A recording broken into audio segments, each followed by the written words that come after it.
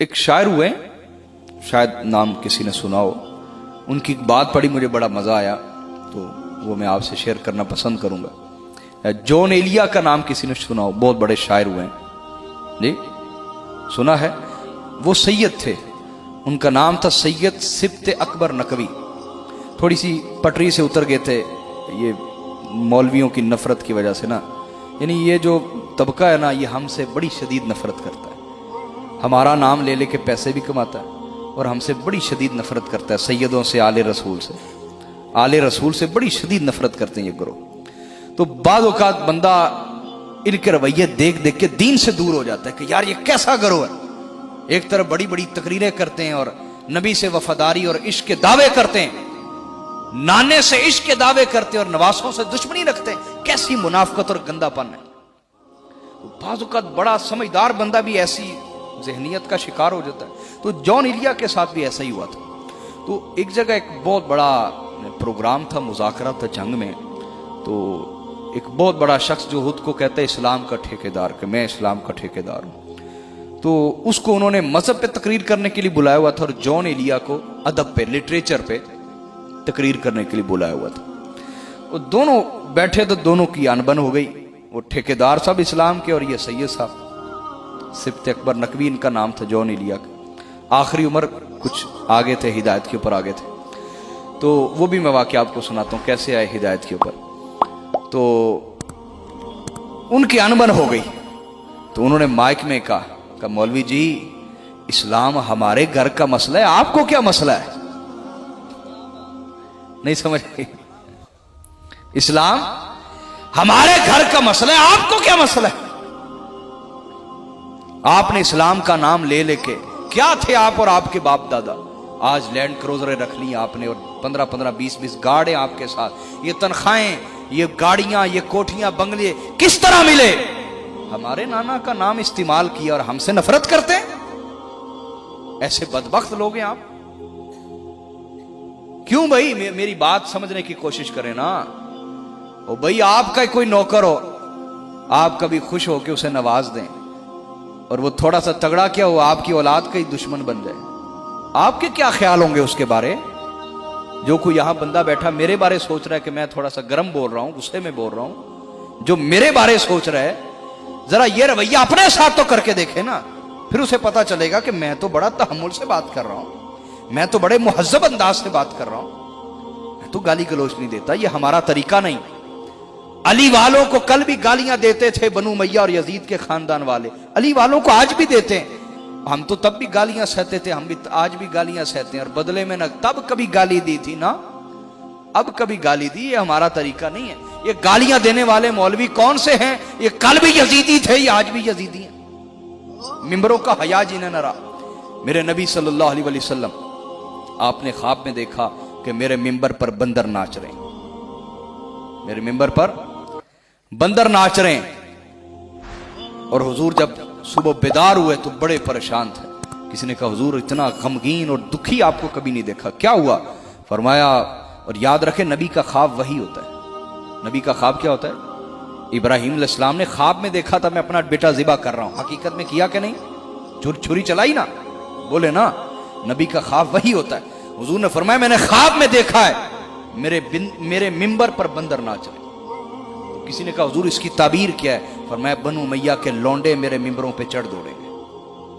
और आज भी बनु मैया के हिमायती, यजीद के खानदान के हिमायती, उन्होंने मिंबरों पे और मस्जिदों पे कब्जे कर रखे। वजह क्या है? आप लोग मुत्तहिद नहीं है। वजह क्या है? आप लोग सिर्फ नारे मारते और हमारा साथ देने को तैयार नहीं। सिर्फ नारे मारने की हद तक महफिल में आगे हाथ चूम लिए बस। भाई किसी से रिश्ता लगाओ तो तोड़ निभाओ, किसी से रिश्ता लगाओ तो खानदानी बन के दिखाओ ना।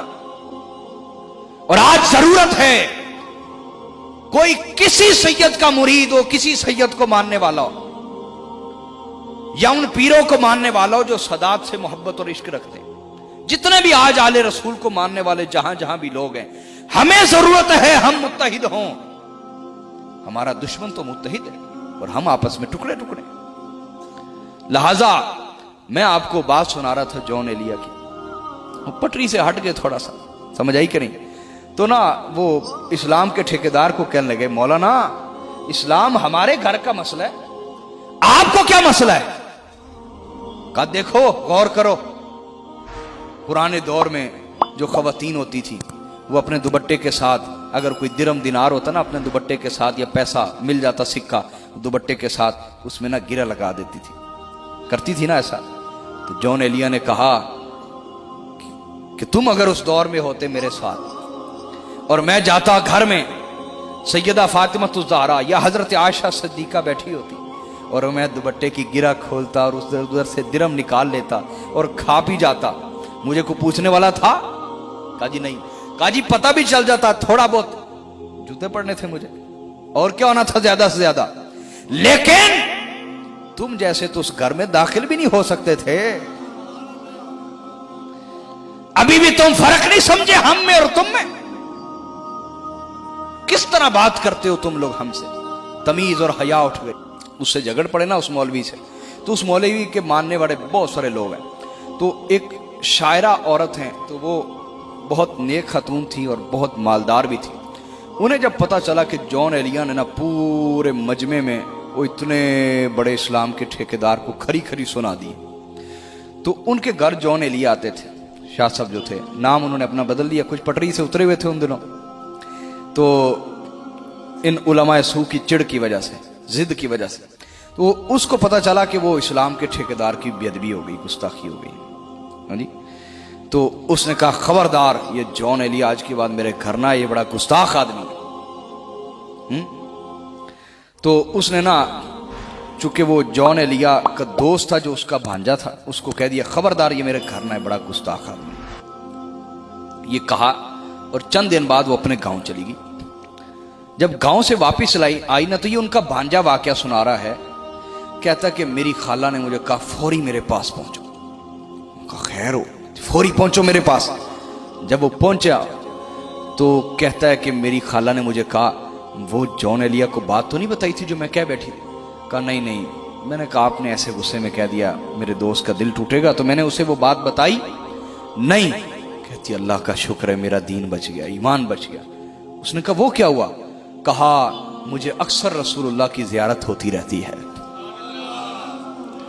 और रसूलुल्लाह के घर में जाना नसीब होता रहता है। सैयदा फातिमा ज़हरा सलामुल्लाह अलैहा की जियारत होती रहती है।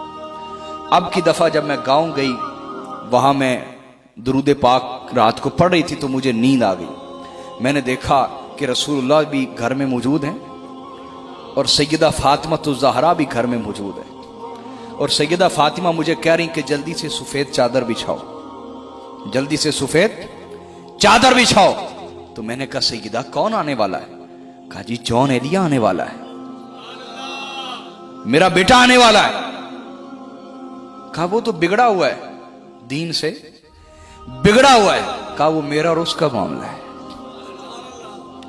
इतने में कहती मेरी आंख खुल गई। तो जॉन एलिया को जब ये बात पता चली तो वो चीखे मार के रोना शुरू हो गया। जो पटरी से उतरा हुआ था ना, चीखे मार के रोना शुरू हो गया। तो ये दरसे इबरत है उन लोगों के लिए जो इस्लाम के ठेकेदार